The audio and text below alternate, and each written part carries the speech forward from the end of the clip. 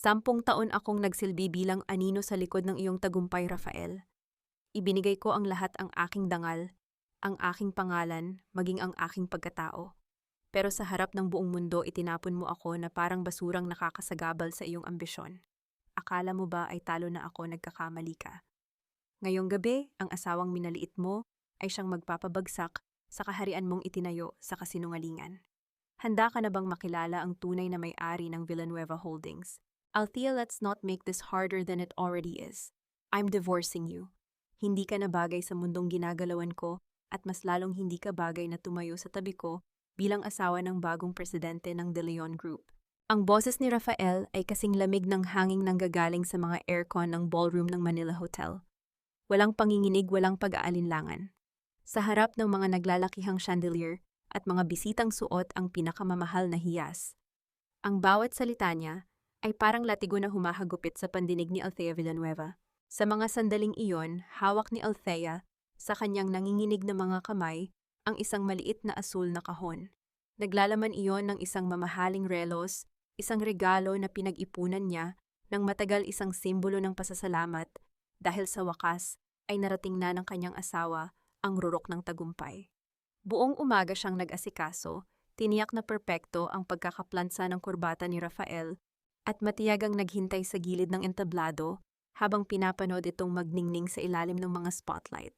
Ngunit ang pasasalamat na inaasahan niya ay napalitan ng isang malupit na pagtatakwil. Rafael, anong sinasabi mo gabi mo ito? Baka pagod ka lang, bulong ni Althea, pilit na hinahanap ang kahit katiting na init sa mga mata ng asawa. Ngunit tanging pagkamuhi at pagkairita ang nakita niya doon. I'm serious, Althea. Look at yourself, pagpapatuloy ni Rafael, habang ang kanyang mga kamay ay dahan-dahang humawak sa baywang ng isang babaeng kararating lang sa kanyang tabi. Si Clara, ang babaeng palaging nakasuot ng mabulaklak na ngiti at mga damit na tila gawa sa ginto. Clara is the Vice President of Marketing. She's brilliant, she's sophisticated, and she knows how to handle power. Ikaw, ano ka ba kundi isang housewife na ang tanging alam ay magluto at maglinis ng bahay? You're a liability to my image. Para bang huminto ang pag-ikot ng mundo ni Althea. Ang ingay ng pag-uusap ng mga tao sa paligid ay unti-unting naging isang malabong ugong sa kanyang pandinig. Nararamdaman niya ang unti-unting pamamanhid ng kanyang mga daliri. Ang asul na kahon na hawak niya ay dahan-dahang nadulas mula sa kanyang palad at bumagsak sa makapal na alpombra. Ang tunog ng pagbagsak nito ay hindi narinig ng sinuman, ngunit para kay Althea iyon ang tunog ng kanyang gumuhong pangarap. Isang mainit na likido ang namuo sa kanyang mga mata, ngunit pilit niya itong pinigilan. Hindi siya iiyak. Hindi sa harap ng mga taong kanina palihim na nagbubulungan tungkol sa kanyang simpleng ayos. Isang dekada, Rafael, sa wakas ay nakapagsalita si Althea. Ang kanyang boses ay tila galing sa ilalim ng lupa. 10 taon kong tiniis ang lahat. Noong nagsisimula ka pa lang, noong wala tayong makain, sino ang tumayo sa likod mo? Sino ang nagbenta ng mga huling alaala ng mga magulang niya para lang magkaroon ka ng capital? Tumawa ng mahina si Rafael, isang tawa na puno ng panunuya. That's the problem with you, Althea. You're always stuck in the past, utang na loob. Binayaran na kita sa lahat ng mga taon na pinatira kita sa bahay ko. Pero ngayon, kailangan ko ng asawang kayang makipagsabayan sa akin sa boardroom, hindi sa kusina. Lumapit si Clara, ang amoy ng kanyang mamahaling pabango ay tila sumasakal kay Althea. Tahan na, Althea. You should be happy for him. Hindi ba't mahal mo siya? Kung mahal mo siya, palayain mo na siya sa isang relasyong matagal na niyang pinagtitiisan. Ang bawat salita ni Clara ay parang mga langgam na gumagapang sa balat ni Althea, nakakadiri at nakakaumay. Tumingin si Althea sa paligid. Ang mga taong dating bumabati sa kanya nang may pilit na ngiti ay ngayon ay nakatingin sa kanya nang may awa at pangungutya. Sa entabladong iyon, sa gitna ng karangyaan, pakiramdam ni Althea ay isa siyang dumi na kailangang walisin. Ang kanyang puso ay tila pinipiga ng isang dambuhalang kamay. Ang sakit ay hindi lamang nasa kanyang dibdib. Kumakalat ito sa kanyang buong katawan, ginagawa siyang mahina at tila mawawalan ng malay. Ang bawat tibok ng kanyang puso ay nagdadala ng imahe ng kanilang nakaraan. Ang mga simpleng pangarap, ang mga pangako sa ilalim ng ulan, ang bawat sakripisyo na akala niya ay sapat na. ngunit ang lahat ng iyon ay sadyang kinalimutan na ng lalaking nasa harap niya. Dahan-dahang tumalikod si Althea. Ang bawat hakbang niya palayo sa entablado ay tila paglalakad sa ibabaw ng mga basag na bubog. Ang liwanag ng ballroom ay tila naging masyadong masakit para sa kanyang mga mata. Sa bawat paghakbang baon niya, ang mga salitang dumudurog sa kanyang pagkatao. Nang marating niya ang pinto ng hotel, ang malamig na hangin ng gabi ay humampas sa kanyang mukha. Tumingala siya sa langit ngunit wala siyang makitang bituin. Tanging ang sariling refleksyon niya sa malaking salamin ng lobby ang kanyang nakita, isang babaeng pagod. Isang babaeng minaliit, isang babaeng tila nawalan na ng saysay sa mundo. Isang tanong ang paulit-ulit na humuhukay sa kanyang isipan. Isang katanungan na tila walang kasagutan sa mga sandaling iyon. Ito na ba ang dulo ng lahat ng aking sakripisyo? Ganito na lamang ba kadaling burahin ang 10 taon ng pagmamahal dahil lamang sa ningning ng salapi at kapangyarihan? Ang bawat hakbang ni Althea papasok sa mansyon ng mga De Leon ay tila pagpasok sa isang libingang puno ng masasayang ala-ala na ngayon ay naging abo na.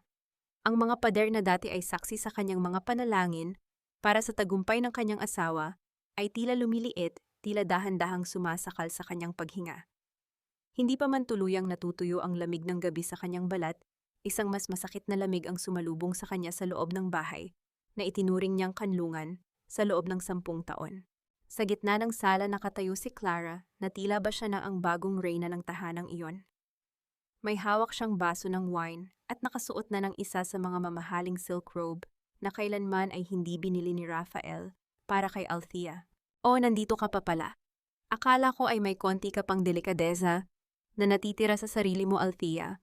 Bungad ni Clara, ang kanyang boses ay puno ng panunuya habang dahan-dahang sumisimsim sa kanyang inumin. Don't worry, hindi naman kami madamot. Maaari mo nang kunin ang mga luma at baduy mong gamit. Nakakasira lang kasi ng interior design ng bahay na ito. Hindi kumibo si Althea. Tinitigan niya ang babaeng nasa harap niya nang may diretsong tingin, isang tingin na hindi nagpapakita ng takot o galit, kundi isang malalim na pagod. Ngunit bago pa siya makasagot, isang boses mula sa itaas ng hagdan ang bumasag sa katahimikan. Isang boses na nagdulot ng higit na sakit kaysa sa lahat ng panlalait ni Raphael at Clara. Mabakit ka pa bumalik? Sabi ni Papa, gumawa ka raw ng eksena sa hotel. Hindi ka ba napapagod na ipahiya kami? Si Nathan iyon, ang kanyang 13 taong gulang na anak.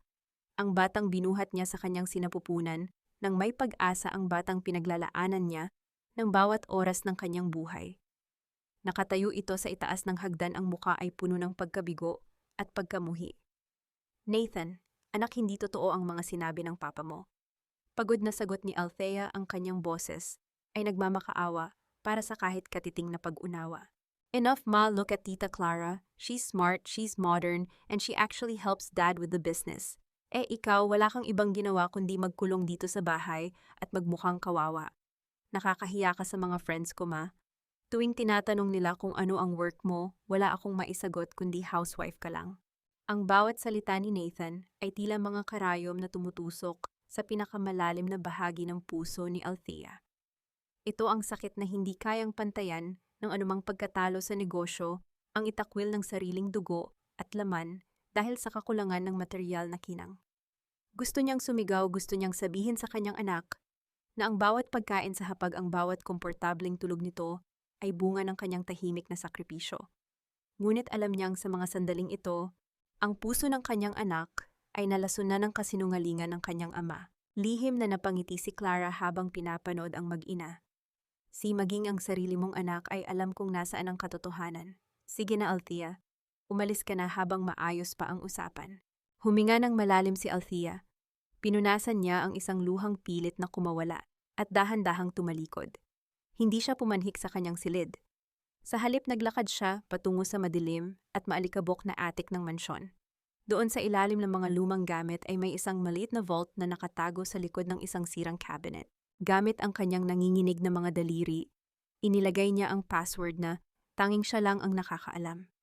Sa loob nito ay isang maliit na itim na envelope at isang lumang pluma na may tatak ng Villanueva.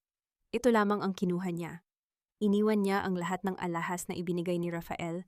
Iniwan niya ang mga damit na binili para sa kanya bilang asawa ng isang De Leon. Bago siya tuluyang lumabas ng pinto, Huminto si Althea sa harap ng isang malaking frame sa sala. Litrato iyon ni Nathan, noong sanggol pa ito, mahigpit na yakap-yakap niya habang nakangiti silang dalawa sa camera. Ito ang huling piraso ng kanyang puso na dahan-dahang nadurog sa gabing iyon. Hinawakan niya ang salamin ng frame, ramdam ang lamig nito sa kanyang palad bago siya tuluyang lumabas ng mansyon nang walang lumingon. Paglabas niya ng gate, isang marangyang itim na sasakyan ang tahimik na naghihintay sa gilid ng kalsada. Isang lalaking nakasuot ng formal na suit ang mabilis na bumaba at yumuko ng malalim sa kanya. "Madam Althea, we have been waiting for your signal for 10 years, wika ng lalaki sa isang magalang ngunit seryosong tono. Kinuha ni Althea ang kanyang cellphone at idinikit sa kanyang tainga. Ang kanyang mga mata na kanina lamang ay puno ng lungkot ay biglang nagningning sa isang kakaibang klase ng determinasyon. Ang kanyang boses ay hindi na nanginginig. Ito ay naging matalas at malamig na tila isang talim ng espada. "The Queen is back, Mateo. Activate Project Eclipse. Siguraduhin mong sa paggising ni Rafael bukas mararamdaman niya ang simula ng dilim na ibinigay niya sa akin." Sumakay si Althea sa sasakyan habang ang ulan ay nagsisimulang pumatak, tila nakikiramay sa kanyang huling pag-iyak bilang isang biktima at nagsisilbing binyag sa kanyang muling pagsilang bilang isang kaaway. Ang bawat pag-ikot ng gulong ng sasakyan palayo sa distrito ng mga De Leon ay tila pagpunit sa isang pahina ng buhay ni Althea na puno ng luma at madidilim na tinta. Ang ingay ng lungsod ng Maynila ay unti-unting naglaho na palitan ng katahimikan ng isang eksklusibong subdivision sa Taguig, kung saan ang mga bakod ay matatayog at ang mga lihim ay mas lalong malalalim. Huminto ang sasakyan sa harap ng isang modernong mansyon na nababalot ng mga puting pader at naglalakihang salamin. Hindi ito ang bahay ng mga De Leon na puno ng pagpapanggap. Ito ang kuta ng mga Villanueva, isang lugar na nanatiling tulog sa loob ng 10 taon, naghihintay lamang sa pagbabalik ng tunay nitong nagmamay-ari. Pagpasok ni Althea sa malawak na sala, ang amoy ng mamahaling kandila at amoy ng bagong linis na hardwood floor ang sumalubong sa kanya. Narito na siya. Wala na ang amoy ng ginisang bawang at sibuyas na palaging kumakapit sa kanyang mga damit bilang isang housewife. Dito ang tanging amoy ay ang amoy ng kapangyarihan. "Handa na ang lahat sa iyong silid, Althea," wika ni Mateo habang dahan-dahang kinukuha ang maliit na bag na dala niya. Tumingin si Mateo sa kanyang mga mata, ang pag-aalala ay bakas sa mukha nito. "You look exhausted. Gusto mo bang ipagpaliban muna natin ang meeting sa board bukas?" Umiling si Althea. Naglakad siya patungo sa isang malaking salamin na abot kisame ang laki. Pinagmasdan niya ang kanyang refleksyon, ang babaeng may mapupungay na mata dahil sa puyat ang buhok na palaging nakatali ng maayos para hindi makasagabal sa gawaing bahay, at ang simpleng blusa na binili niya sa isang sale 3 taon na ang nakalilipas. 10 years, Mateo. 10 taon kong itinago ang babaeng nasa salamin na ito para lang maging sapat sa paningin ni Rafael. "I wanted peace but he gave me war," bulong ni Althea. Dahan-dahan niyang kinuha ang isang gunting na nakapatong sa mesa. Sa bawat dahan-dahang pagputol ng kanyang mahabang buhok, tila may mga tanikalang kumakawala sa kanyang dibdib. Ang mga hibla ng buhok na nahuhulog sa sahig ay tila mga alaala ng kanyang pagtitiis, ang mga gabi ng paghihintay sa asawang hindi dumating, ang mga hapong minaliit siya ng kanyang sariling anak, at ang bawat sampal ng salita ni Clara. Nang matapos siya, ang babaeng nasa harap ng salamin ay hindi na ang maamong si Althea de Leon. Ang buhok niya ay hanggang balikat na lamang, matalas ang bawat dulo, at ang kanyang mga mata ay tila naglalaboy ng apoy na kayang tumunaw ng bakal. Binuksan niya ang maliit na itim na envelope na kinuha niya mula sa attic. Sa loob nito ay ang kanyang lumang singsing, isang mabigat na ginto na may tatak ng pamilya Villanueva. Isinuot niya ito sa kanyang daliri, at ang lamig ng metal ay tila nagbigay ng kuryente sa kanyang buong pagkatao. "Mateo, nasa na ang ulat tungkol sa mga bagong investors ni Rafael?" tanong ni Althea. Ang boses ay wala ng bakas ng pag-aalinlangan. "Nasa loob na sila ng bitag, madam." Akala ni Rafael ay nakuha niya ang suporta ng 3 malalaking bangko sa Singapore. Ang hindi niya alam, ang mga bangkong iyon ay pagmamay-ari ng mga shell companies na kontrolado ng Villanueva Holdings, sagot ni Mateo nang may tipid ng ngiti. Naglakad si Althea patungo sa bintana, tinitingnan ang malayo at madilim na langit. "He thinks he's standing on top of the world. Gusto kong iparamdam sa kanya ang saya ng tagumpay ngayong gabi dahil bukas dahan-dahan nating hihilahin ang lupa sa ilalim ng kanyang mga paa. Naupo si Althea sa kanyang desk at binuksan ang laptop. Ang bawat tipa niya sa keyboard ay tila mga hakbang ng isang sundalo patungo sa labanan. Ngunit sa gitna ng kanyang pagtutok, biglang nag-vibrate ang kanyang cellphone. Isang message mula kay Nathan. "Ma, don't bother calling me. I'm staying with Dad and Tita Clara. Dito hindi ako nahihiyang ipakilala ang pamilya ko." Napatigil ang mga daliri ni Althea. Ang sakit na tila natutulog ay muling gumising mas matindi at mas malalim. Hinawakan niya ang kanyang dibdib, pinipigilan ang sarili na muling mawasak. Ang kanyang sariling anak ay mas pinili ang ningning ng kasinungalingan kaysa sa hirap ng katotohanan. Madam, tawag ni Mateo nang mapansin ang pananahimik niya. Huminga ng malalim si Althea. Ipinikit niya ang kanyang mga mata at dahan-dahang ibinaba ang kanyang cellphone ng nakataob. Nang muli niyang idilat ang kanyang mga mata, ang emosyon ay tuluyan ng naglaho. Napalitan ito ng isang malamig at kalkuladong determinasyon. Mateo, isagawa ang Project Eclipse. Ngayon na, huwag kayong mag-iiwan ng kahit anong bakas. Ubusin ang lahat ng puhunan ni Rafael sa loob ng 1 linggo. I want him to realize that without me, he is nothing but a name written on water. Ang katahimikan sa loob ng mansyon ay tila nabalot ng isang mabigat na presensya. Ang digmaan ay hindi na lamang tungkol sa pera o kapangyarihan. Ito ay tungkol sa pagbawi sa isang pagkataong kinalimutan at sa pagtuturo ng leksyon na ang pinakamabait na tao ay siyang pinakamapanganib kapag tuluyan nang nawalan ng pagtitimpi. Finally, the air in this office feels clean. Wala na ang amoy ng luma at cheap na detergent ni Althea. Humagalpak ng tawa si Rafael habang nakasandal sa kanyang malambot na leather chair sa loob ng bago niyang opisina. Ang bawat sulok ng silid ay puno ng amoy ng mamahaling pabango at bagong gamit na kahoy. Sa labas ng malaking bintana, ang mga ilaw ng Makati ay tila mga hiyas na nagpapatunay sa kanyang bagong kapangyarihan bilang presidente ng De Leon Group. Lumapit si Clara sa kanya, dala ang 2 baso ng champagne na naglalaro ang mga bula sa ilalim ng liwanag. You deserve this, Rafael. Hindi mo mararating ang taas na ito kung nakakabit pa rin sa leeg mo ang pabigat na si Althea. She was holding you back. Uminom si Rafael, ninanamnam ang tamis at pait ng alak na tila ba iyon ang katas ng kanyang tagumpay.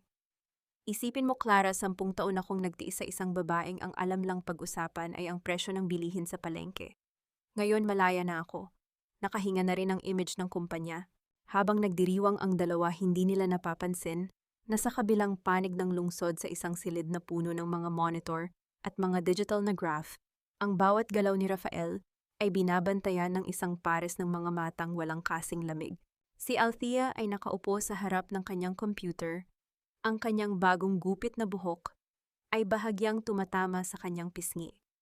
Ang bawat pag-akyat ng stock price ng De Leon Group ay pinagmamasdan niya ng may tipid na ngiti. Alam niya ang hindi alam ni Rafael, ang pag-akyat na iyon ay isang ilusyong siya mismo ang lumikha. Tila ba pinapataba lamang niya ang alaga niyang baboy bago ito tuluyang ihatid sa katayan. Biglang tumunog ang telepono sa mesa ni Rafael. Ang kanyang mukha ay agad na nagliwanag nang makita ang pangalan ng kumpanyang nagpadala ng mensahe. Clara Look, ang Apex Capital mula sa Singapore. Nagpadala na sila ng sulat ng interes para sa ating expansion project. 5 billion pesos, Clara. 5 billion. Halos magtatampisaw sa tuwa si Rafael. Hindi niya alam na ang Apex Capital ay isa lamang sa mga galamay ng Villanueva Holdings. Ang perang inaakala niyang magliligtas sa kanyang kumpanya mula sa mga nakatagong utang ay ang mismong lubid na magsasakal sa kanya balang araw. Ngunit sa gitna ng kanyang pagyayabang, isang tawag mula sa kanyang personal na cellphone ang bumasag sa kanyang katuwaan. Ang pangalan ni Lola Remedios ang lumabas sa screen, ang tanging tao sa pamilya De Leon na nananatiling matatag ang prinsipyo. "Hello Lola, bakit po kayo napatawag sa ganitong oras?" Inis na tanong ni Rafael. "Rafael, nasan si Althea? Kanina ko pa siya tinatawagan pero hindi siya sumasagot. Ano itong nababalitaan ko na pinalayas mo ang asawa mo?" Ang boses ng matanda ay nanginginig sa galit at pag-aalala. "Lola, please, business muna ang pag-usapan natin. Althea is gone and for the better. Hindi siya nababagay dito." "Masaya na kami ni Clara," sagot ni Rafael, sabay tingin kay Clara na humahaplos sa kanyang balikat. "Nagkakamali ka, apo, yata." Wika ni Lola Remedios, ang boses ay naging malalim at puno ng babala. Ang babaeng itinapon mo ang siyang nagdala ng swerte at proteksyon sa bahay na yan. Ngayong wala na siya, huwag kang iiyak sa akin kapag nagsimula ng gumuho ang kuta mo. Tandaan mo ang langit ay hindi natutulog sa mga taong walang utang na loob. Pinatayan ni Rafael ng telepono ang kanyang lola. Matanda na talaga si Lola, masyadong mapamahiin, bulong niya kay Clara. Ngunit sa loob ng kanyang dibdib, may isang maliit na bahagi ng kanyang pagkatao, ang nakaramdam ng kaba. Isang mabilis na pintig ng puso na tila babala ng isang darating na unos. Ibinaling na lamang niya ang kanyang atensyon sa screen ng kanyang laptop kung saan ang mga numero ay patuloy na lumalaki. Samantala sa mansyon ng mga Villanueva, tumayo si Althea mula sa kanyang upuan. Kinuha niya ang isang baso ng tubig at uminom ng dahan-dahan. Ang kanyang katahimikan ay puno ng bigat, tila ang katahimikan bago ang isang malakas na kulog. Tumingin siya sa bintana kung saan makikita ang gusali ng De Leon Group mula sa malayo. Ang kanyang mga labi ay bahagyang gumalaw, bumubuo ng mga salitang tanging siya lamang ang nakakarinig. Enjoy the view while it lasts, Rafael. Dahil kapag bumagsak ka, sisiguraduhin kong walang matitirang kahit isang piraso ng pader na maaari mong sandalan. Sa sandaling iyon, ang dahan-dahang pagpatak ng ulan sa salamin ng bintana ay tila mga luhang hindi na kailanman muling ititigis ni Althea para sa isang lalaking hindi karapat-dapat. Ang kanyang paghihiganti ay hindi isang mabilis na pagsabog, kundi isang dahan-dahang paglamon ng dilim sa lahat ng bagay na pinahahalagahan ng kanyang asawa. Ngunit sa gitna ng kanyang plano, may isang email na pumasok sa kanyang inbox mula sa paaralan ni Nathan. Isang ulat tungkol sa madalas na pakikipag-away ng kanyang anak sa mga kaklase nito simula nang umalis siya. Ang kanyang kamay ay napahawak ng mahigpit sa mesa, ang kuko ay tila ba gustong bumaon sa matigas na kahoy. Paano ko itutuloy ang pagwasak sa ama kung ang bawat guho nito ay maaaring tumama sa aking sariling anak? I expect nothing but perfection from the companies I invest in, Mr. De Leon. Pero base sa report na iprinisinta mo, mukhang mas marami pang butas ang kumpanya mo kaysa sa isang sirang lambat. Is this really the best you can offer? Ang boses ni VV ay parang isang matalim na labaha na dumaan sa gitna ng tahimik na boardroom ng De Leon Group. Nakaupo si Rafael sa dulo ng mahabang mesa, bahagyang pinapawisan kahit napakalakas ng aircon. Sa harap niya ay isang babaeng nakasuot ng napakamahal na charcoal gray power suit. Ang maikling buhok ay perpektong nakastyle at ang mga mata ay nakatago sa likod ng isang eleganteng salamin. Hindi makapaniwala si Rafael. Ang aura ng babaeng nasa harap niya ay napakatayog, tila isang reynang nakaupo sa trono na hinuhusgahan ang bawat salita niya. Pakiramdam niya ay isa siyang maliit na bata na pinapagalitan ng guro. Ngunit higit sa lahat, may kung anong pamilyar sa boses nito na hindi niya matukoy isang himig na nagpapataas ng balahibo sa kanyang likod. Of course, Madam Vivi, mabilis na sagot ni Rafael, pilit na itinatago ang kaba sa likod ng isang mapaglarong ngiti. The figures might look tight for now, but with your 5 billion peso investment, we can easily dominate the Southeast Asian market. De Leon Group is a legacy. Legacy, tumawa ng mahina si Viv, isang tawang walang kasing lamig. Ang legacy ay binubuo ng dangal at katapatan, hindi ng mga manipuladong numero at mga utang na pilit itinatago sa ilalim ng mga subsidiary companies. Don't try to play me, Rafael. I know exactly how much you're bleeding. Napalingon si Clara na nakaupo sa tabi ni Rafael. Hindi niya mapigilan ang mainis sa tono ng pananalita ng bisita. Bilang VP for Marketing, nakasanayan niyang siya ang laging bida sa silid na iyon. Excuse me, Madam V. Bisabat ni Clara, ang kanyang boses ay puno ng pilit na tamis. Baka naman masyado lang kayong mapanuri. Under my leadership, ang brand awareness ng De Leon Group ay tumaas ng 20%. We are the face of modern Manila. Dahan-dahang ibinaba ni VVV ang kanyang hawak na mamahaling panulat. Tumingin siya ng diretso kay Clara at sa unang pagkakataon, naramdaman ni Clara ang isang klase ng presensya na nagpatahimik sa kanya. Ang tingin ni VVV ay tila binabasa ang kanyang buong kaluluwa, hinuhubara ng kanyang mga kasinungalingan. Face of modern Manila, a face of greed and incompetence. Wika ni VVV nang may mapanuyang tono. Ang marketing mo ay puro pabalat lamang, Clara. Walang laman.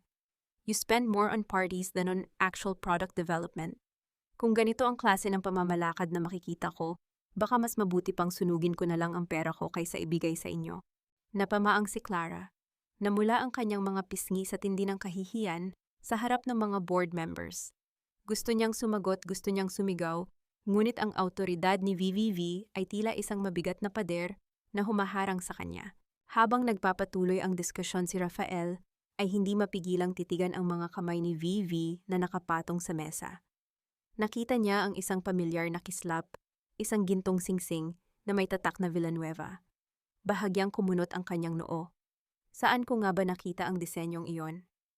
Isang alaala ang pilit na kumakatok sa kanyang isipan, ngunit agad niya itong itinatwa. Impossible. Si Althea ay nasa kung saang sulok ngayon, umiiyak at nagmamakaawa. Hindi maaaring ang babaeng nasa harap niya ay ang asawang itinapon niya. I will give you 48 hours, Rafael, pagpapatuloy ni VV habang tumatayo. Ang bawat kilos niya ay puno ng grasya at kapangyarihan. Ayusin mo ang iyong financial statements. Kung may makita pa akong isang maling sentimo, kakanselahin ko ang deal na ito. And by then, I'm sure the banks will start knocking on your door like hungry wolves. Naglakad si VV palabas ng boardroom nang hindi man lang lumingon. Ang tunog ng kanyang mga takong sa makintab na sahig ay tila isang martilyo na pumupukpok sa kaba ni Rafael. Nang makalabas na siya sa gusali at makasakay sa kanyang itim na sasakyan, dahan-dahang tinanggal ni Althea ang kanyang salamin. Ang kanyang mga mata ay nananatiling matalim, ngunit may bakas na ng tagumpay. How is it, madam? Tanong ni Mateo habang dahan-dahang pinaandar ang sasakyan. It was pathetic, Mateo, sagot ni Althea habang nakatingin sa labas ng bintana. Rafael is so blinded by the money that he can't even see who's standing in front of him. At si Clara, she's exactly what I thought she was, isang dekorasyong walang silbi. Ngunit sa gitna ng kanyang kasiyahan, isang anino ng lungkot ang muling dumaan sa kanyang mukha. Naalala niya ang mukha ni Rafael nang banggitin niya ang tungkol sa dangal. Noong una silang nagkita iyon, ang katangiang minahal niya rito. Ngunit ngayon ang lalaking iyon ay patay na at ang tanging natitira ay isang halimaw ng ambisyon. Mateo, dumaan tayo sa school ni Nathan, utos ni Althea. Gusto ko lang siyang makita mula sa malayo. Habang binabaybay nila ang kalsada patungo sa eskwelahan, hindi alam ni Althea na sa loob ng boardroom si Rafael ay naiwang nakatulala sa kanyang upuan, hawak-hawak ang kanyang sentido. May isang bagay na pilit na gumugulo sa kanyang isang amoy. Ang amoy ng jasmine. Iyon ang paboritong pabango ni Althea, ngunit ang bersyong amoy niya kay VV ay mas matapang, mas mahal, at mas mapanganib. Hindi maaari bulong ni Rafael sa sarili. Althea is nothing. She's just a shadow. Ilang beses ko bang sasabihin sa iyo, Clara, that 5 billion pesos is our only lifeline. Kung hindi natin makuha ang tiwala ni V bukas makalawa, ay wala na tayong kumpanyang pag-aari. Ang sigaw ni Rafael ay umalingaw-ngaw sa loob ng kanyang opisina. Tila ba gusto nitong basagin ang mga mamahaling display na nakalagay sa mga shelf. Ang kanyang mukha ay pulang-pula sa galit at ang kanyang mga kamay ay nanginginig habang hawak ang mga financial records na punong-puno ng mga pulang marka. Bakit ako ang sinisisi mo, ganti ni Clara? Habang padabog na ibinababa ang kanyang designer bag sa sofa. Ako na nga itong gumagawa ng paraan para pagandahin ang imahe natin sa publiko. Ang problema ay ang kumpanya mo, Rafael. Masyadong maraming butas. Masyadong maraming nakatagong utang na hindi mo man lang sinabi sa akin nung kinuha mo akong VP. Dahil akala ko ay kaya mong gawa ng paraan. Akala ko ba ay magaling ka? Pero sa harap ni Vivi kanina para kang basang sisiw na hindi makasagot. Lumapit si Rafael kay Clara, ang kanyang mga mata ay nanlilisik. And where is the marketing budget for this month? Bakit may discrepancy na 10 milyong piso? Saan mo dinala ang pera, Clara? Sandaling natigilan si Clara. Umiwas siya ng tingin at dahan-dahang pinunasan ang kanyang pawis sa noo. Ginamit ko para sa mga influencers at sa launch party ng bagong subsidiary. Kasama iyon sa plano, Rafael. Huwag mo akong pag-initan dahil lang sa natatakot ka sa babaeng VV na iyon. Natatakot, tumawa ng mapait si Rafael. Hindi ako natatakot. Nabubuwisit ako dahil pakiramdam ko ay pinaglalaruan tayo ng babaeng iyon. At ikaw, siguraduhin mong mahahanap mo ang resibo ng 10 milyong pisong iyon bukas na bukas din. Dahil kung hindi, malilintikan tayo sa audit ni VV. Habang nagbabangayan ang dalawa, isang katahimikan naman ang bumabalot sa loob ng itim na sasakyan ni Althea na nakaparada sa tapat ng gate ng isang prestihiyosong paaralan. Mula sa bintana, nakita ni Althea ang kanyang anak na si Nathan. Nakaupo ito sa isang bench mag-isa habang ang ibang mga bata ay masayang naglalaro. Ang kanyang balikat ay nakayuko at ang kanyang mukha ay walang kasing lungkot. Gusto ni Althea na bumaba. Gusto niyang takbuhin ang distansyang naglalayo sa kanila at yakapin ang kanyang anak ng napakahigpit.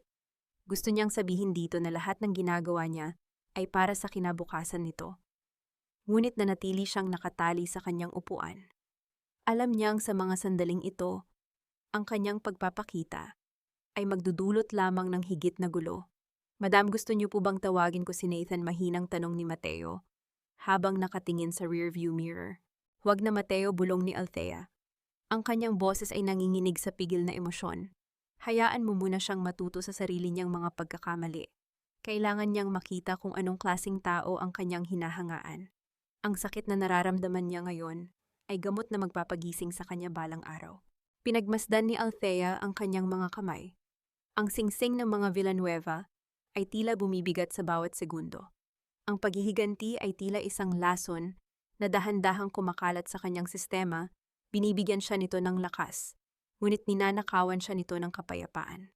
Nang dumaan ang isang grupo ng mga bata, at tila tinukso si Nathan, nakita ni Althea ang kanyang anak na tumayo at padabog na umalis. Ang bawat hakbang ng bata ay puno ng puot. Ipinikit ni Althea ang kanyang mga mata at isinandal ang kanyang ulo sa sandalan ng upuan. Tila ba nararamdaman niya ang bawat bigat ng loob ng kanyang anak sa loob ng sarili niyang dibdib. Umalis na tayo, Mateo, utos niya. Ayusin mo ang meeting kay Mr. Tan. Sabihin mo sa kanya na simulan na ang pag-pull out ng mga stocks mula sa De Leon Group subsidiary sa darating na Biyernes. I want to see how Rafael handles a sudden market crash. Habang lumalayo ang sasakyan, naiwang nakatingin si Nathan sa direksyon nito. Tila may naramdaman siyang pamilyar, isang presensya na hinahanap-hanap ng kanyang puso, ngunit pilit na itinatanggi ng kanyang isipan. Samantala sa loob ng opisina ni Rafael pagkatapos umalis ni Clara, nang may galit na upo ang lalaki sa kanyang mesa at binuksan ang isang lumang drawer. Doon nakita niya ang isang piraso ng papel, isang lumang wedding invitation nila ni Althea. Tinitigan niya ang pangalan ng asawa at muling bumalik ang hinala sa kanyang isipan. Kinuha niya ang kanyang telepono at may tinawagan. I want a full background check on VEV of Apex Capital. Lahat. Mula sa pinanganakan hanggang sa mga kumpanyang hinawakan niya 10 taon na ang nakalilipas. And check the Villanueva connection. May kutob ako na may hindi tayo alam. Ang binhi ng pagdududa ay tuluyan ng naitanim. At sa bawat oras na lumilipas ang lason nito, ay unti-unting susunog sa tiwala na natitira sa pagitan ni Rafael at Clara, habang si Althea ay tahimik na naghihintay sa dilim para sa tamang sandali ng kanyang pagbabalik. Rafael, huwag mong gamitin ang salitang pamilya para makuha ang gusto mo. Matagal mo nang pinatay ang pamilyang meron ka ng talikuran mo, ang babaeng nagbuwis ng buhay para sa iyo. Ang tinig ni Lola Remedios ay mahina ngunit punong-puno ng awtoridad na hindi kayang tapatan ng anumang yaman ni Rafael. Nakaupo ang matanda sa kanyang paboritong silyon sa lumang mansyon ng mga De Leon sa Laguna. Ang amoy ng dinikdik na mama at ang bango ng mga tuyong dahon ng pandan ay bumabalot sa silid, isang matinding kaibahan sa malamig at plastik na mundo ng opisina ni Rafael sa Makati. Nakatayo sa harap niya si Rafael, hindi mapakali ang kanyang mga kamay ay nakapasok sa bulsa ng kanyang mamahaling suit. Naparito siya para humingi ng tulong, isang piraso ng lupa sa Cavite na nakapangalan sa matanda na kailangan niya para gawing collateral sa bangko. Lola, please, business lang ito. Kapag nakuha ko ang investment ni VV, mababayaran ko rin kayo. Ayaw niyo bang makitang lalong lumaki ang pangalan ng mga De Leon? Pagmamakaawa ni Rafael, ang kanyang boses ay puno ng pilit na paggalang. Tinitigan siya ni Lola Remedios, ang kanyang mga mata ay tila binabasa ang bawat kasinungalingan sa mukha ng kanyang apo. Ang pangalang itinatayo sa ibabaw ng luha ng isang inosenteng asawa ay kailanman ay hindi magiging matatag. Rafael, umalis ka na. Wala kang makukuha sa akin. Ibigay mo ang lupang iyan kay Nathan dahil siya ang tunay na biktima ng kahibangan mo. Padabog na lumabas si Rafael ng mansyon. Ang tunog ng kanyang mabilis na paglakad sa sahig na gawa sa Nara ay tila isang pag-atake sa katahimikan ng bahay. Pagkaalis niya, dahan-dahang kinuha ni Lola Remedios ang kanyang baston at tumayo. Pumunta siya sa likod ng bahay sa isang maliit na hardin kung saan nakatanim ang mga paboritong rosas ni Althea. Doon sa ilalim ng malaking puno ng mangga ay may isang aninong naghihintay. Isang babaeng nakasuot ng simpleng puting damit malayo sa marangyang power suit ni Vivi Lola bulong ni Althea. Ang kanyang boses ay agad na napuno ng pagsisisi at pangungulila. Hindi na nakapagsalita ang matanda. Binuksan niya ang kanyang mga bisig at doon ay mabilis na yumakap si Althea. Ang bango ng kanyang lola isang amoy na nagpapaalala sa kanya ng tunay na tahanan, ang naging mitsa.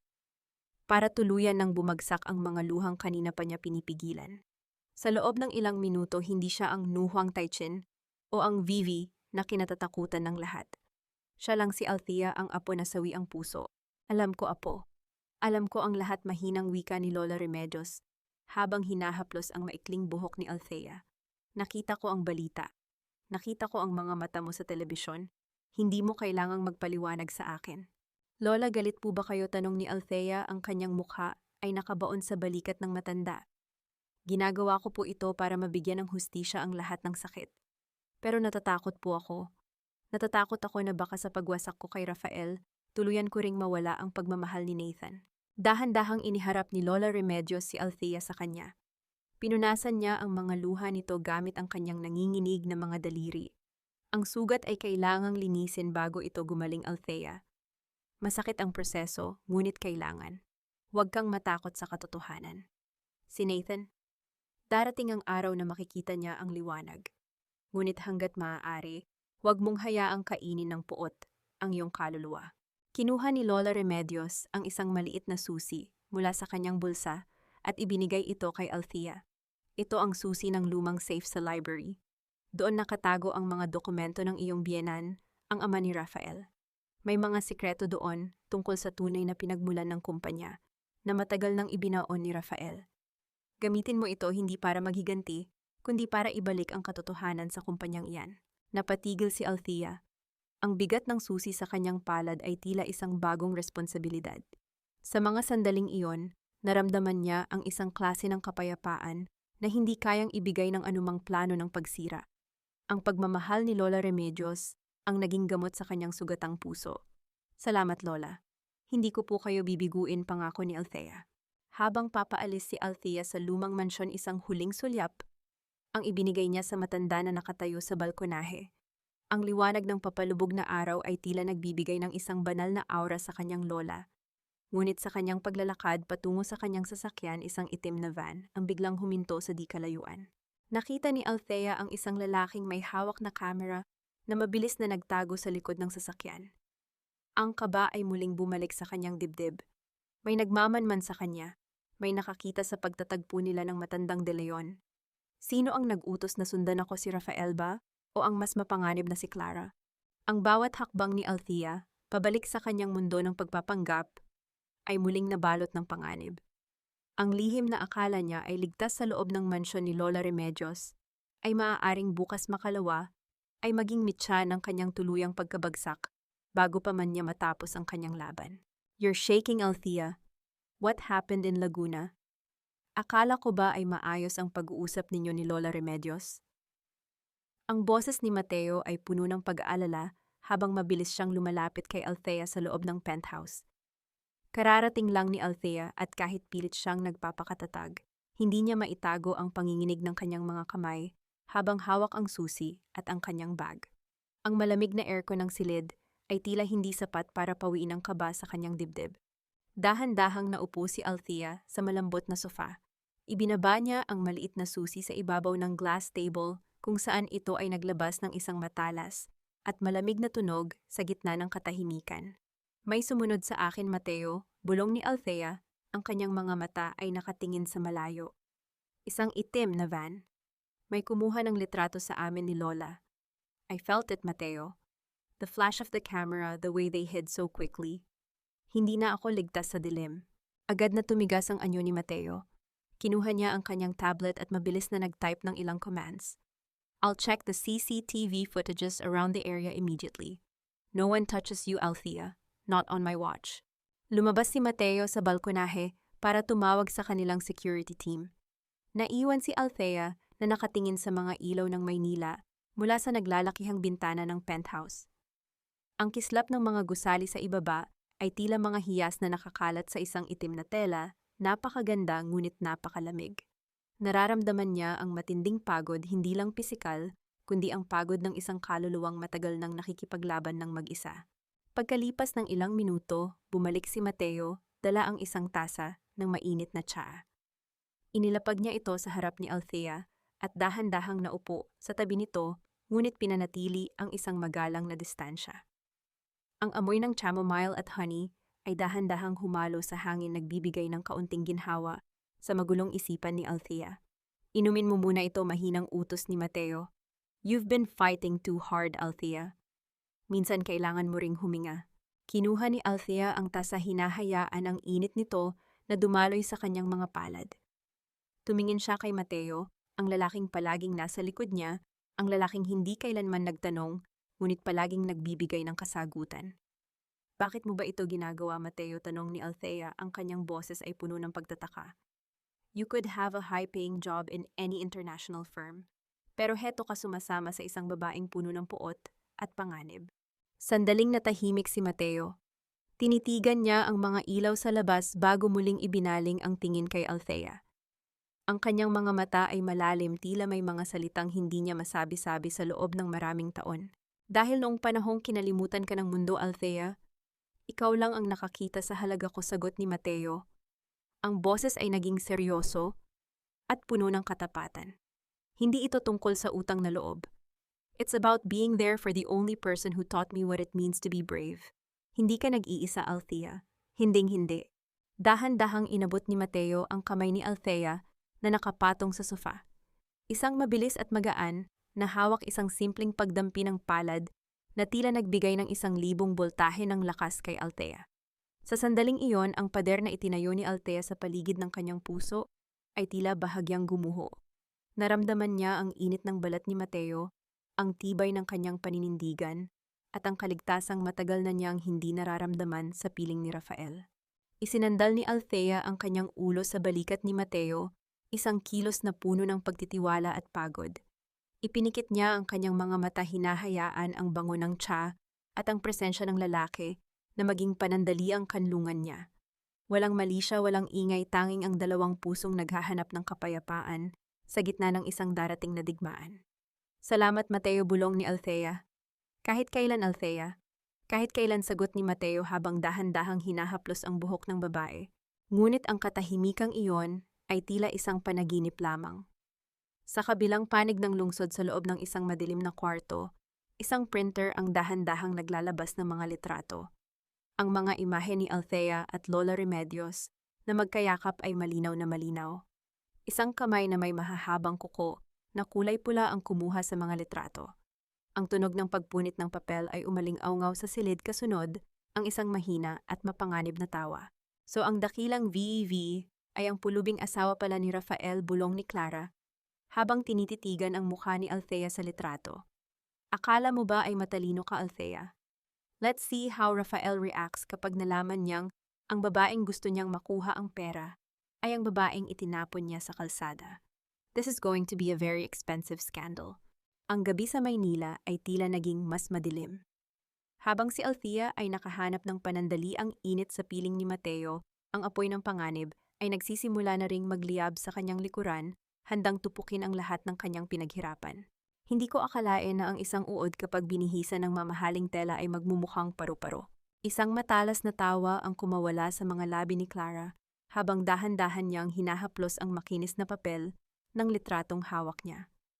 Nakaupo siya sa loob ng kanyang madilim na opisina. Ang tanging liwanag ay nanggagaling sa screen ng kanyang laptop, kung saan makikita ang mga transaksyon ng kumpanya. Sa harap niya nakakalat ang mga ebidensya ng panloloko ni Althea, ang mga larawan ng pagtatagpo nito kay Lola Remedios sa Laguna. Ngunit may iba pang nakatago sa screen ni Clara. Hindi lamang ito tungkol sa pagkatao ni VVV. Sa kabilang window ng kanyang computer, makikita ang isang offshore account sa Cayman Islands. Dito dahan-dahang dumadaloy ang perang ninanakaw niya mula sa De Leon Group, ang 10 milyong pisong hinahanap ni Rafael at ang marami pang susunod. Poor Rafael, bulong ni Clara sa sarili, ang kanyang mga mata ay nagniningning sa kasamaan. Akala niya ay siya ang hari. Hindi niya alam na ginagamit ko lang siya para ubusin ang pondo ng kumpanyang ito bago ako tuluyang lumipad paalis. At ngayon heto ang dakilang Althea nagpapanggap na tagapagligtas. Biglang bumukas ang pinto ng opisina. Pumasok si Rafael, ang mukha ay hapong-hapo at ang kurbata ay maluwag na sa kanyang leeg. Mukhang galing siya sa isa na namang bigong pakikipag-usap sa mga bangko. Clara, nahanap mo na ba ang resibo? Tinatawagan na ako ng audit team ni Vivi. Kailangan ko ng paliwanag sa nawawalang pondo, galit na hiling ni Rafael habang humahampas ang kanyang kamay sa mesa ni Clara. Mabilis na itinago ni Clara ang mga litrato sa ilalim ng isang file folder. Agad na nagbago ang kanyang mukha, mula sa pagiging mapanganib ay naging isang maamong pusa na puno ng pag-aalala.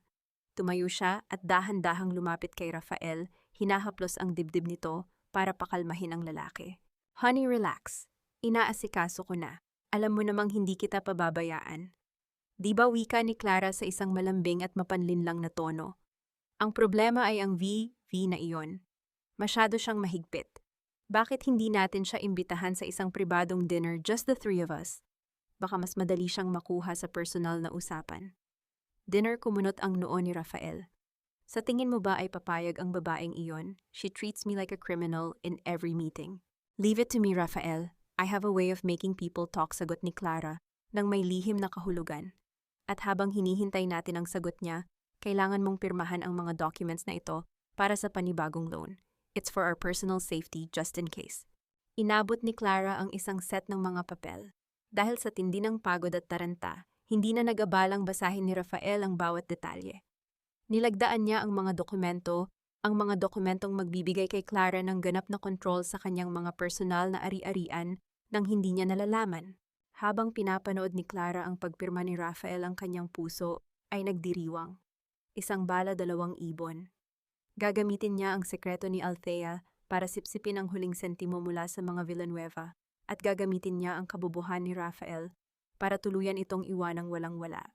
Samantala sa kabilang panig ng lungsod, nakatayo si Althea sa harap ng kanyang desk.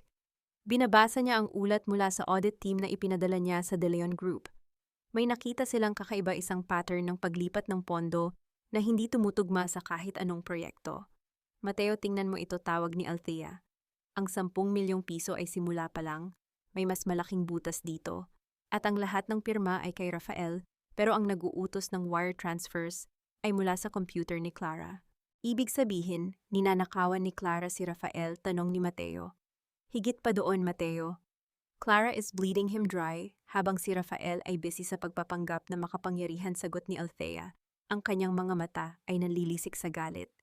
Hindi lang pala ako ang niloko ng babaeng iyan. Maging ang lalaking pinili niya ay pinupulubi na rin niya. Biglang tumunog ang personal na telepono ni Althea. Isang mensahe mula sa isang hindi kilalang numero. Binuksan niya ito at tumambad sa kanya ang litrato nila ni Lola Remedios sa Laguna. Kasunod nito ang isang maikling text, "Lovely photo, Althea." O baka dapat kitang tawaging Vivi. See you for dinner tomorrow at 7 p.m. Bluefin Restaurant. Come alone or the whole world will know who you really are. See. Nabitawan ni Althea ang kanyang cellphone sa ibabaw ng mesa. Ang kanyang puso ay biglang tumibok ng napakabilis. Ang maskarang pilit niyang isinusuot ay tila dahan-dahang natutunaw.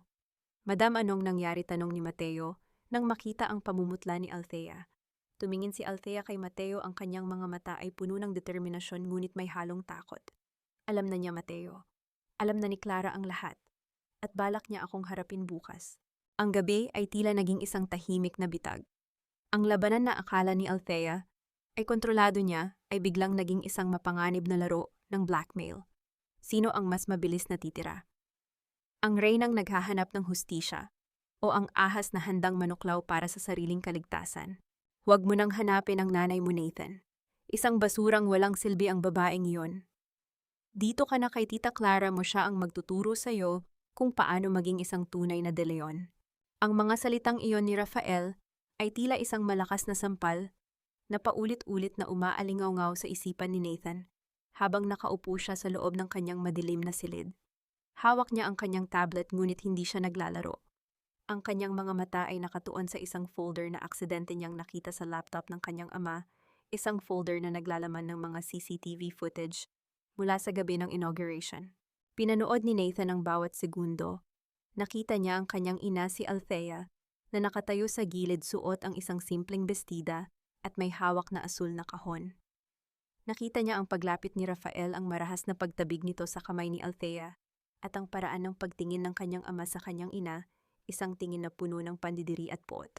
Ngunit ang mas nagpadurog sa puso ni Nathan ay ang sumunod na eksena. Nakita niya ang kanyang ina na dahan-dahang lumabas ng hotel mag-isa. Sa ilalim ng ulan, habang ang kanyang ama ay masayang yumayakap kay Clara sa harap ng maraming tao. Ang bawat luhang pinunasan ni Althea sa video ay tila naging isang patak ng asido na sumunog sa huling bakas ng paghanga ni Nathan sa kanyang ama. Sa ilalim ng kanyang kama, kinuha ni Nathan ang isang maliit na kahon ng sapatos. Sa loob nito ay ang mga sulat na palaging iniiwan ni Althea sa kanyang baunan noon, mga mensahe ng pagmamahal, mga paalala na mag-ingat at mga guhit ng maliliit na puso. Noon itinuturing niya itong baduy at nakakahiya.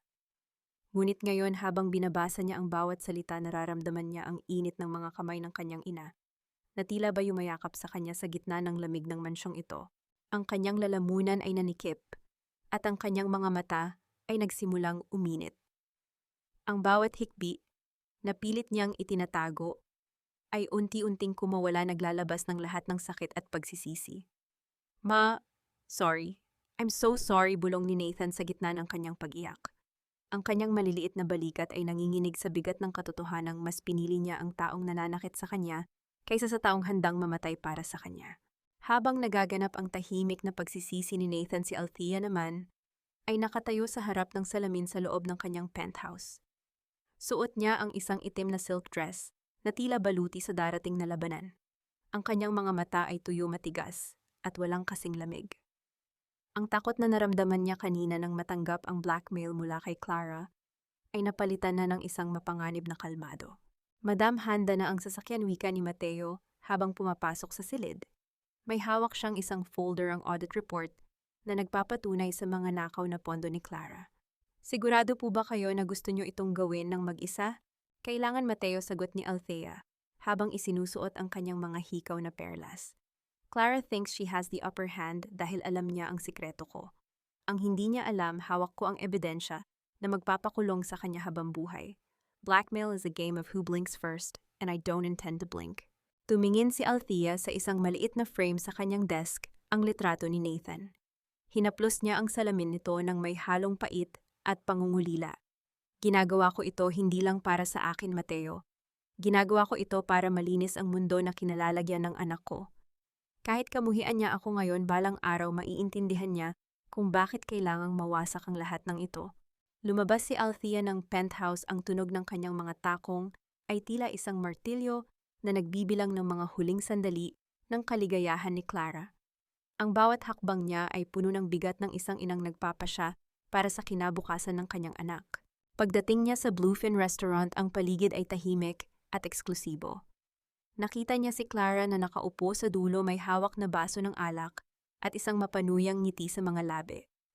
Ang bawat kislap ng mga hiyas ni Clara ay tila nanunukso sa katotohanang lahat ng iyon ay galing sa nakaw na yaman. Welcome, Vivi, or should I say the former Mrs. De Leon, bati ni Clara, hindi man lang tumatayo. Maupo ka. Marami tayong dapat pag-usapan tungkol sa presyo ng pananahimik ko. Naupo si Althea nang walang anumang emosyon sa mukha. Inilapag niya ang kanyang itim na clutch bag sa mesa at tinitigan ng diretso ang babaeng sumira sa kanyang pamilya. Ang katahimikan sa pagitan nila ay tila isang lubid na dahan-dahang hinihigpitan. Magkano ang gusto mo, Clara? Tanong ni Althea. Ang boses ay kasing lamig ng yelo sa baso ni Clara. 5 billion, Althea. Ang investment na dapat ay mapupunta kay Rafael, ibigay mo sa akin sa isang offshore account. At pagkatapos mawawala na ako sa buhay ninyo, nang tuluyan, sagot ni Clara, nang may kasabikan sa kanyang mga mata. Tumawa ng mahina si Althea. Isang tawa na nagpatigil sa pag-inom ni Clara. 5 billion para sa isang litrato. Masyado kang ambisyosa, Clara. Pero may nakalimutan ka yata. Dahan-dahang binuksan ni Althea ang kanyang bag at inilabas ang audit report. Inilapag niya ito sa harap ni Clara. Bago mo ako takutin sa pagkatao ko, baka gusto mong basahin ang ulat na ito. Ang 10 milyong piso na kinuha mo noong nakaraang buwan, ang 15 milyong wire transfer sa Cayman Islands, at ang bawat pirma mo sa mga bogus na kontrata. Lahat iyan, Clara, ay sapat na para mabulok ka sa kulungan bago mo pa man ma-post ang litratong iyan. Ang pamumutla ni Clara ay hindi na maitago ng kanyang makapal na makeup. Ang baso sa kanyang kamay ay dahan-dahang nanginig naglilikha ng maliliit na alon sa loob ng alak. You wouldn't dare, bulong ni Clara. Subukan mo ako. Clara hamon ni Althea, ang kanyang mga mata ay nanlilisik. I have nothing left to lose but my son's future. At kung kailangang sunugin ko ang sarili ko para lang isama ka sa impyerno, gagawin ko. Sa sandaling iyon, ang telepono ni Clara ay biglang umilaw. Isang tawag mula kay Rafael. Ang kaba ay tuluyan ng bumalot sa silid. Sino ang unang bibigay? At ano ang gagawin ni Nathan kapag nalaman niyang ang kanyang ina ay naroon na nakikipaglaban sa gitna ng mga halimaw na dati niyang tinitingala? Sagutin mo, Clara. Huwag mong paghintayin ang lalaking pinagnanakawan mo. Ang boses ni Althea ay kasing lamig ng hanging nanggagaling sa labas ng restaurant, punong-puno ng mapanuyang awtoridad. Nakatingin lamang siya sa cellphone ni Clara na patuloy na umiinit at nag-vibrate sa ibabaw ng mesa, tila ba isang buhay na nilalang na sumisigaw para sa attention. Ang bawat kislap ng screen nito ay nagpapakita ng mukha ni Rafael, ang lalaking unti-unting nawawalan ng kontrol sa kanyang mundo. Nanginginig ang kamay ni Clara habang dahan-dahan niyang kinukuha ang telepono. Ang kanyang mga mata ay pabalik-balik sa audit report na inilapag ni Althea at sa tumatawag na asawa. Ang kanyang paghinga ay mababaw at mabilis, ang takot ay dahan-dahang gumagapang mula sa kanyang lalamunan hanggang sa kanyang mga mata. Hello, Rafael, pilit na pinakalma ni Clara ang kanyang boses, ngunit ang panginginig nito ay hindi may tago. Nasaan ka? Kanina pa kita hinahanap sa opisina. Ang sigaw ni Rafael ay sapat na para marinig ni Althea mula sa kanyang kinauupuan. Ang audit team mula sa Apex Capital ay narito na hinahanap nila ang mga documents para sa wire transfers na pinirmahan ko. Clara, wala ang mga records na iyon sa file. Anong nangyayari? Napatingin si Clara kay Althea. Ang ngiti sa mga labi ng dating asawa ni Rafael ay tila isang hatol ng kamatayan. I'm just finishing a meeting, Rafael. Don't worry, baka nasingit lang sa ibang folder. Uuwi na ako ngayon din. Pagkababa ng telepono, tinitigan ni Clara si Althea nang may matinding puot. Akala mo ba ay panalo ka na? Once I tell Rafael who you really are, hindi mo na makukuha ang perang gusto mo. Sisirain ko ang pangalan ng mga Villanueva. Gawin mo, Clara. I-post mo ang litrato. Sabihin mo kay Rafael ang totoo, hamon ni Althea habang dahan-dahang tumatayo. Pero sa oras na gawin mo iyon, ang audit report na iyan ay didiretso sa National Bureau of Investigation. Habang ako ay humaharap sa isang simpleng iskandalo ng pagpapanggap, ikaw naman ay haharap sa kasong plunder at embezzlement. Sino sa atin ang mas lugi, Clara? Natahimik si Clara. Ang kanyang mga labi ay nanginig, ngunit walang salitang lumabas. Alam niyang sa bawat galaw niya, may nakahandang patibong si Althea. Samantala sa loob ng mansyon ng mga De Leon, nagaganap ang isang mas matinding komprontasyon. Nakatayo si Nathan sa gitna ng sala, hawak ang tablet kung saan nakaplay ang video ng kahihiyan ng kanyang ina. Sa harap niya ay si Rafael na kapapasok pa lamang, punong-puno ng galit dahil sa nagaganap na audit sa kumpanya. Papa, totoo ba ito? Tanong ni Nathan. Ang boses ay basag at puno ng hinanakit. Totoo bang pinalayas mo si Mama dahil lang sa pera at dahil kay Tita Clara? Nagulat si Rafael. Nilapitan niya ang anak at sinubukang kunin ang tablet, ngunit mabilis na umatras si Nathan. Nathan, hindi mo naiintindihan. Business ang dahilan nito. Ang mama mo ay hindi makakatulong sa atin. Para ito sa kinabukasan mo. Para sa akin, sigaw ni Nathan. Ang mga luha ay tuluyan ng bumuhos sa kanyang mga pisngi. 10 taon akong inalagaan ni Mama. Siya ang gumigising sa akin. Siya ang nagluluto. Siya ang nakikinig kapag may problema ako. At ang tanging ginawa mo ay maliitin siya sa harap ng lahat. Sinabihan mo ako na walang silbi si Mama. Pero ngayon ko lang naintindihan. Ikaw pala ang walang silbi, Papa. Ikaw ang sumira sa pamilya natin. Isang malakas na tunog ng sampal ang umalingaw-ngaw sa sala. Nanlaki ang mga mata ni Rafael nang mapagtanto ang kanyang ginawa. Ang pisngi ni Nathan ay mabilis na namula at ang bata ay napasandal sa gilid ng sofa. Ngunit sa halip na umiyak, ng mas malakas, tinitigan ni Nathan ang kanyang ama nang may matinding galit at pandidiri. Sige, Papa, saktan mo pa ako. Iyon lang naman ang alam mong gawin. Di ba manakit ng mga taong nagmamahal sa iyo, bulong ni Nathan? Dahan-dahan siyang tumayo, kinuha ang kanyang backpack at nagsimulang maglakad patungo sa pintuan. Saan ka pupunta, sigaw ni Rafael, ang kanyang boses ay puno ng kaba. Hahanapin ko ang tunay kong pamilya. Hahanapin ko si Mama, sagot ni Nathan nang hindi lumilingon. Dahil sa bahay na ito, tanging ang amoy ng kasinungalingan mo lang ang nararamdaman ko. Naiwang nakatayo si Rafael sa gitna ng kanyang marangyang sala mag-isa. Ang katahimikan ng mansyon ay tila naging isang mabigat na pasanin. Sa gitna ng kanyang kalituhan, tumunog ang kanyang telepono. Isang email mula kay VV ng Apex Capital. Rafael, I have reviewed your situation. I am offering you a final deal to save your company. Meet me tomorrow at the Villanueva Tower, 10 a.m. This is your last chance. VV. Isang kislap ng pag-asa ang dumaan sa mga mata ni Rafael.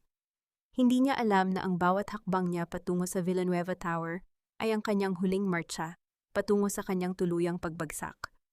At sa labas ng mansyon sa ilalim ng malamig na gabi, isang bata ang patuloy na naglalakad naghahanap ng yakap ng inang kanyang itinakwil.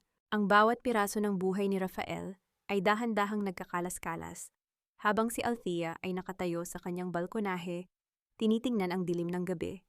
Naramdaman niya ang isang kakaibang kirot sa kanyang dibdib, isang pakiramdam na may kinalaman sa kanyang anak. Nathan, bulong ni Althea sa hangin. Ang bawat patak ng ulan sa kalsada ng Maynila ay tila mga luhang naglalakbay patungo sa kawalan. Sa gitna ng dilim at lamig, isang maliit na anino ang patuloy na naglalakad sa gilid ng kalsada ng Makati. Si Nathan bitbit ang kanyang backpack na tila naging kasing bigat ng isang bundok ay hindi alam kung saan pupunta. Ang bawat busina ng sasakyan at ang bawat boses ng mga taong naglalakad sa paligid ay nagpaparamdam sa kanya ng matinding takot at pangungulila. Ang kanyang kanang pisngi ay kumikirot pa rin mula sa sampal ng kanyang ama. Ngunit ang mas masakit ay ang kirot sa loob ng kanyang dibdib, ang pagsisisi na tila isang lason na dahan-dahang kumakain sa kanyang puso. Naalala niya ang bawat pagkakataon na tinalikuran niya ang kanyang ina, ang bawat beses na pinili niya ang material na bagay kaysa sa tunay na pagmamahal. Manasaan ka na ba, bulong ni Nathan, ang boses ay tila isang iyak na walang tunog. Huminto siya sa harap ng isang saradong tindahan na upo sa semento at niyakap ang kanyang mga tuhod. Ang lamig ng gabi ay dahan-dahang bumababa sa kanyang balat, ngunit mas matindi ang lamig ng katotohanang siya ay nag-iisa na ngayon. Samantala sa loob ng penthouse ni Althea, ang katahimikan ay biglang bumasag nang tumunog ang telepono ni Mateo.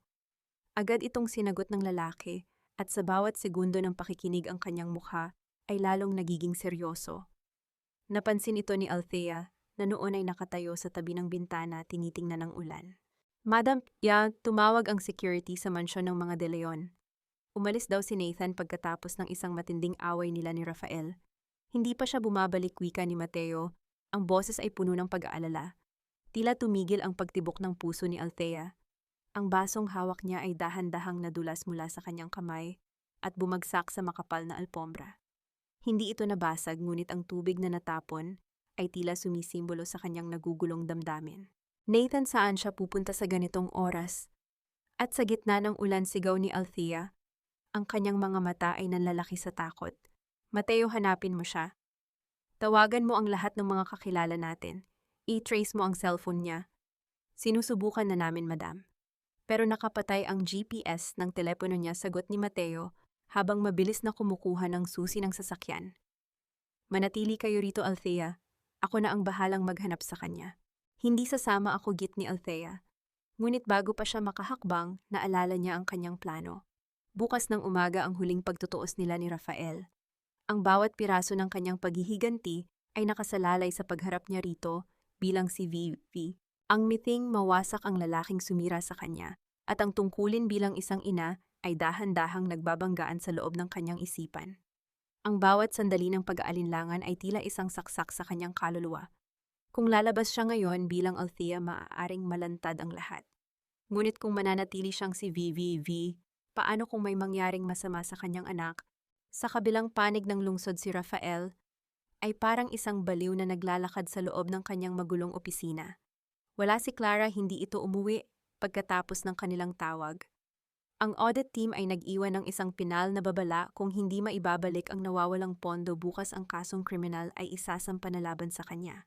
Althea, Bakit mo ako iniwan sa ganitong sitwasyon, bulong ni Rafael sa hangin, tila ba nakalimutan na niya na siya ang pumatay sa kanilang pagsasama. Sa gitna ng kanyang kawalan ng pag-asa, tiningnan niya ang invitation mula kay Viv for bukas. Bukas ay magiging maayos ang lahat.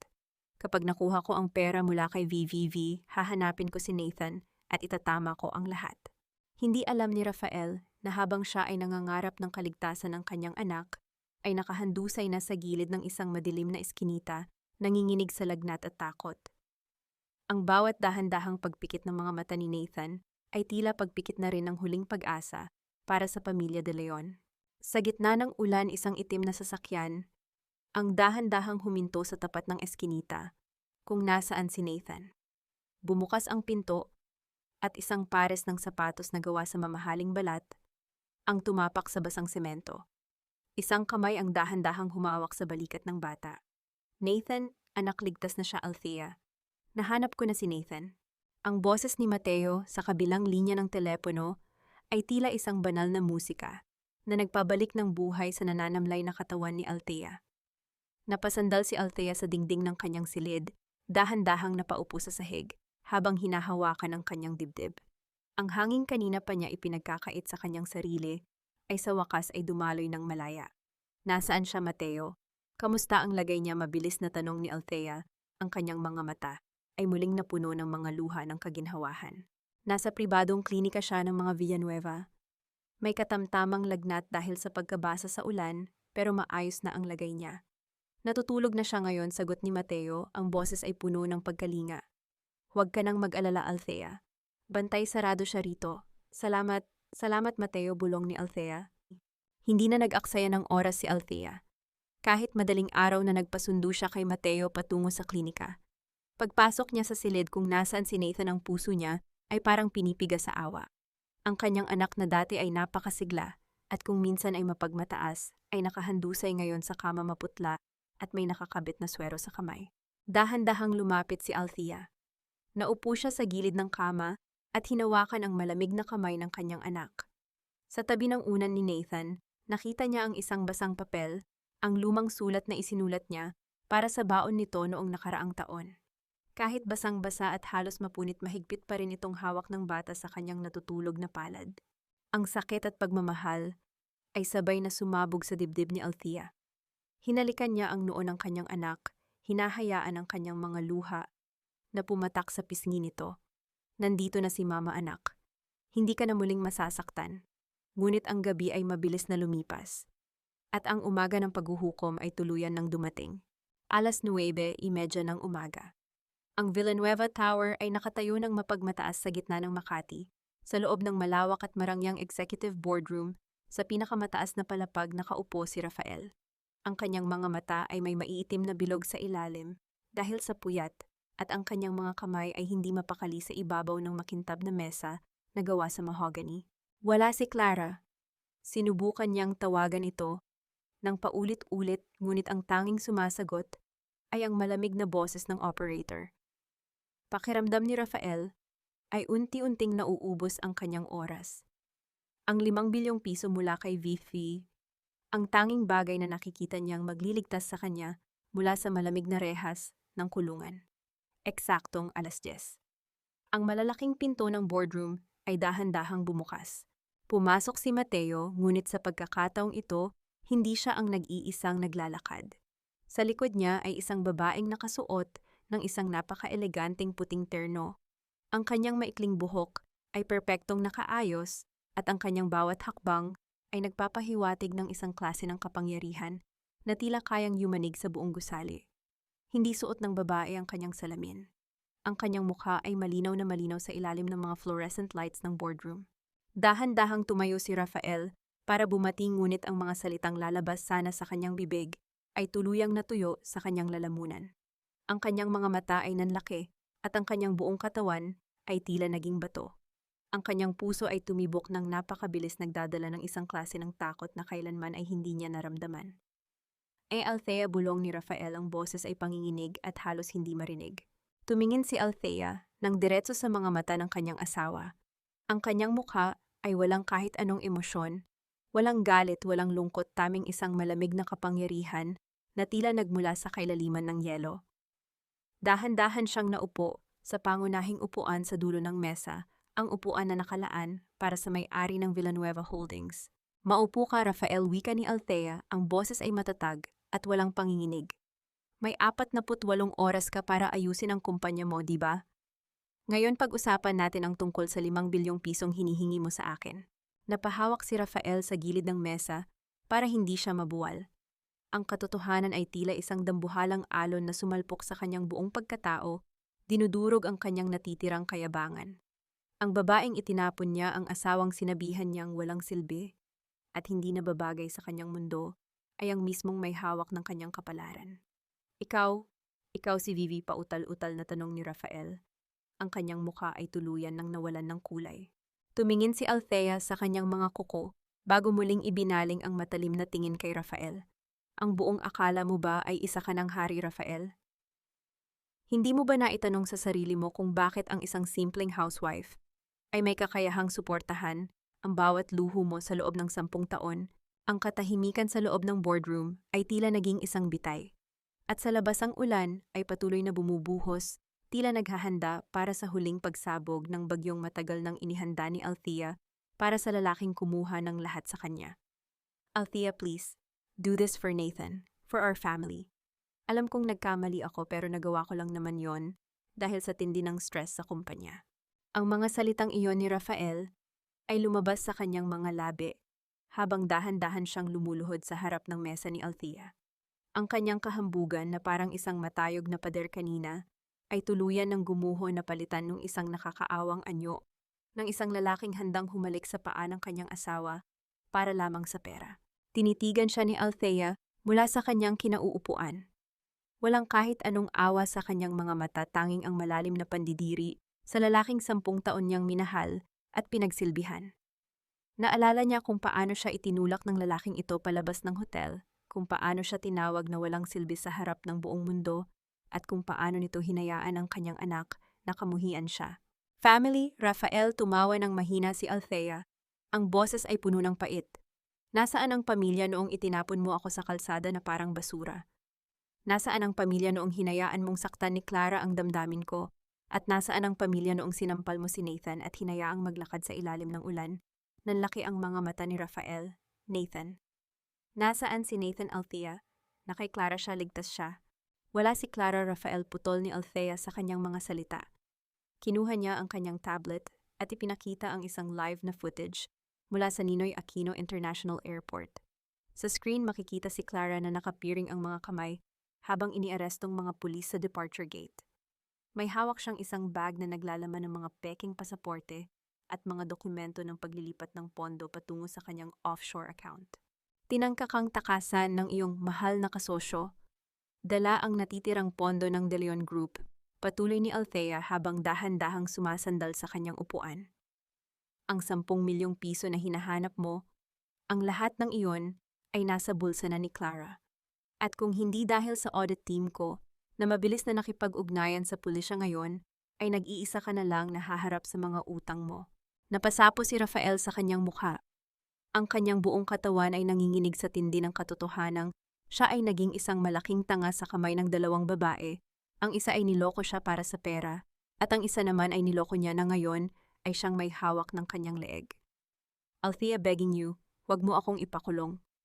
I'm the father of your son, umiiyak na pagsisisi ni Rafael, sinusubukang hawakan ang kamay ni Althea, ngunit mabilis siyang hinarangan ni Mateo. Huwag mong hawakan ang aking asawa. Mr. De Leon, malamig na wika ni Mateo, ang kanyang kamay ay nakahanda sa tapat ng dibdib ni Rafael. Tumingin si Althea kay Mateo nang may pasasalamat bago muling ibinaling ang matigas na anyo kay Rafael. Hindi ako ang magpapakulong sa iyo, Rafael. Ang sarili mong mga pirma, ang mga dokumento ng panloloko sa buwis, at ang paglipat ng pondo na pinayagan mo ang maghahatid sa iyo sa rehas. Ipinasa ko na ang lahat ng ebidensya sa korte ngayong umaga. Bumukas ang pinto ng boardroom at pumasok ang 2 lalaking nakasuot ng formal na uniforme ng pulisya. Hawak ang isang warrant of arrest. Mr. Rafael De Leon, you are under arrest for corporate fraud, tax evasion and embezzlement, wika ng opisyal habang dahan-dahang inilalagay ang posa sa mga kamay ni Rafael. Walang nagawa si Rafael kundi ang humagulgol habang dahan-dahang hinihila ng mga pulis palabas ng silid. Ang bawat hakbang niya ay tila pagbaba sa isang madilim na hukay na siya mismo ang naghukay sa loob ng maraming taon. Nang muling tumahimik ang boardroom, dahan-dahang tumayo si Althea. Pumunta siya sa bintana at tiningnan ang malawak na lungsod ng Maynila. Ang kanyang mukha ay walang bakas ng saya kundi isang malalim na pakiramdam ng kapayapaan na sinamahan ng isang matinding kirot para sa kanyang anak. Ligtas na ba si Nathan Mateo? Tanong ni Althea. Ang boses ay muling naging malambot at puno ng pag-aalala. Gising na siya, madam. At ang unang pangalang binanggit niya nang magising siya ay ang pangalan mo, sagot ni Mateo habang lumalapit sa kanya. Huminga ng malalim si Althea, hinahayaan ang huling bakas ng puot na sumama sa hanging lumalabas sa kanyang bibig. Ang laban sa negosyo ay tapos na. Ang reyna ay muling nakaupo sa kanyang trono. Ngunit ang pinakamahirap na bahagi ng kanyang paglalakbay, ang pagbawi sa puso ng kanyang anak, at ang paghilom ng kanilang mga sugat ay nagsisimula pa lamang. Huwag kang matakot sa akin, Nathan. Kahit anong mangyari, ako pa rin ang iyong ina. Ang boses ni Althea ay parang isang marahang bulong ng hangin habang dahan-dahan siyang pumasok sa silid ng klinika. Wala na ang kanyang marangyang terno, wala na ang kanyang malamig na mukha bilang si Vivi. Nakasuot siya ng isang simpleng asul na cardigan, ang kanyang buhok ay malaya, at walang ayos ibinabalik ang imahe ng inang nakasanayan ni Nathan sa loob ng 10 taon. Nakatitig si Nathan sa kanya mula sa kama. Ang kanyang mga mata ay namamaga pa rin mula sa pag-iyak, at ang kanyang katawan ay tila mas maliit sa ilalim ng puting kumot. Nang makita ang kanyang ina, ang bata ay hindi sumigaw o nagalit. Sa halip, ang kanyang mga labi ay dahan-dahang nanginig, at ang mga luha na akala niya ay natuyo na ay muling gumawa ng daan sa kanyang mga pisngi. Emma! Bulong ni Nathan. Ang boses ay basag at puno ng matinding pagsisisi. Dahan-dahang lumapit si Althea. Naupo siya sa gilid ng kama at hindi nag-atubiling buksan ang kanyang mga bisig. Sa isang sandali, mabilis na bumangon si Nathan at isiniksik ang kanyang mukha sa leeg ng kanyang ina. Niyakap niya ito ng napakahigpit, tila ba natatakot na kapag bumitaw siya ay muling mawawala ang tanging liwanag sa kanyang buhay. Ang amoy ng jasmine at ang init ng katawan ng kanyang ina ang naging sagot sa lahat ng kanyang takot sa nagdaang mga araw.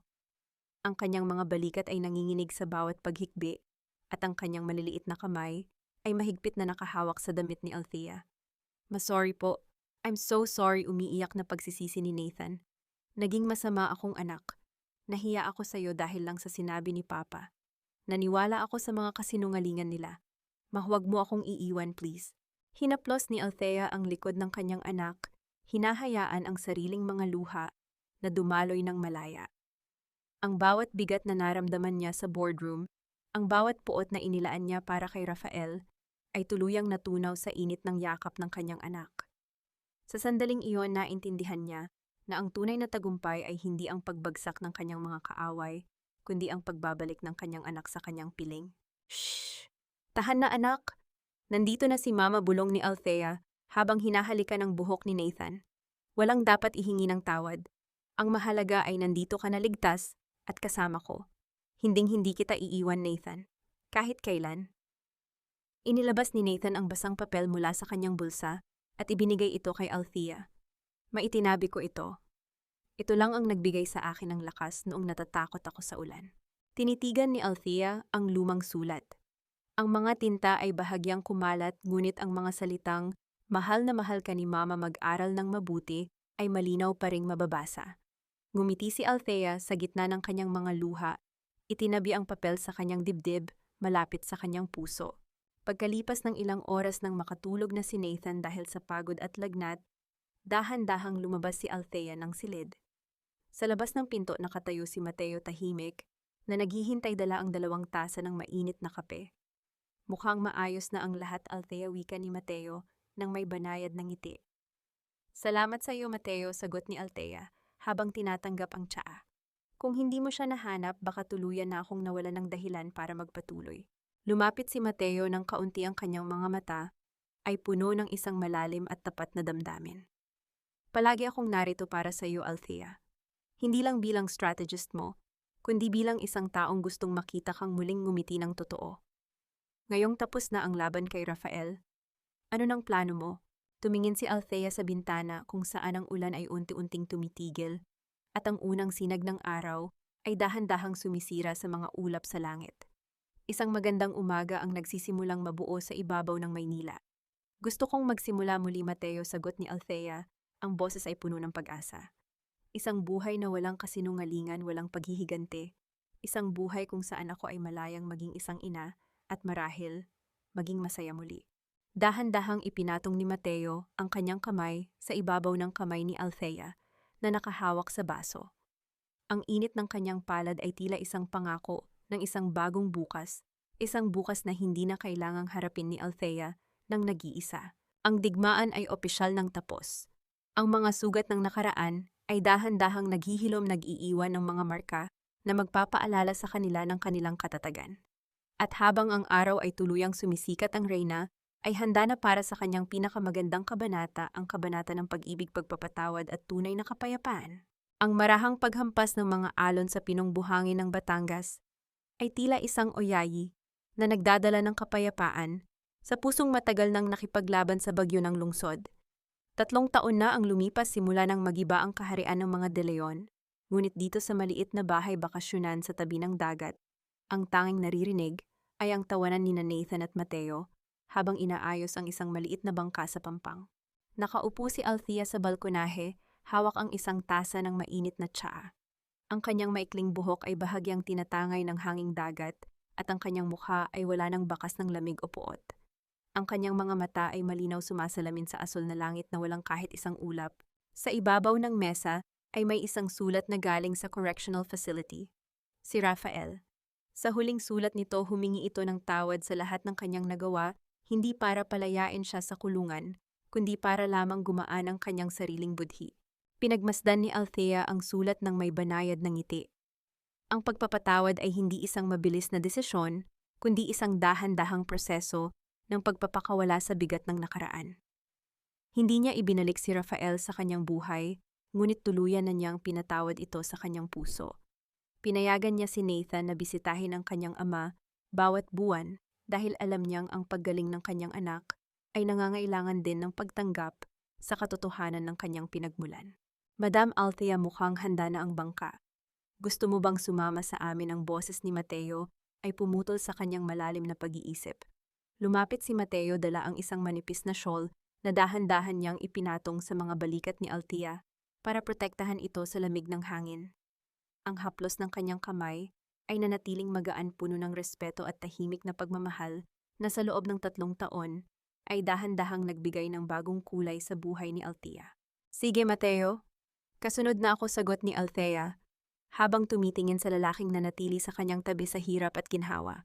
Sa pagitan nila walang mga mabulaklak na pangako, tanging ang matatag na presensya na nagpapatunay na ang tunay na pag-ibig ay hindi mapag-imbot, kundi nagpapagaling at nagtatanggol.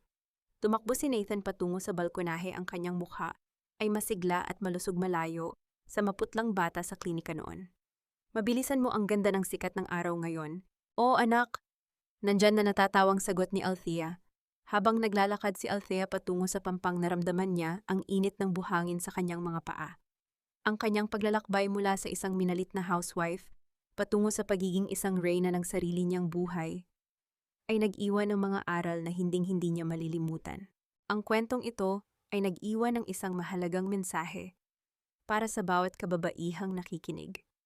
Ang tunay na kapangyarihan ng isang babae ay hindi nasusukat sa yaman na kanyang hawak o sa pangalan ng lalaking nasa kanyang tabi. Ito ay matatagpuan sa kanyang kakayahang bumunot ng lakas mula sa kanyang sariling mga sugat, sa kanyang pagpili na maging mabait sa kabila ng kalupitan ng mundo, at sa kanyang lakas na muling isilang mula sa troso ng pagkakanulo.